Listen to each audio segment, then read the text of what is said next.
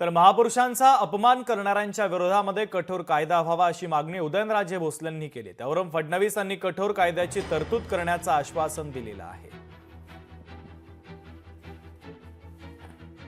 महाराजांच्या बाबतीत, महाजिजाऊंच्या बाबतीत आणि संभाजी महाराजांच्या बाबतीत एक कायदा करण्यात यावा, तो सुद्धा कॉग्निझेबल, नॉन बेलेबल आणि किमान 10 वर्ष त्याला बेल मिळाली नाही पाहिजे।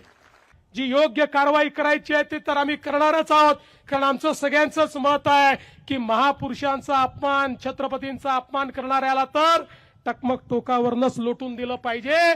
पण आपण लोकशाहीमध्ये आहोत, त्यामुळे लोकशाही अनुरूप या ठिकाणी नियम तयार करण्याचं काम हे आपण निश्चितपणे करू। लोकशाही मराठी ऐका, पहा, जागरूक रहा।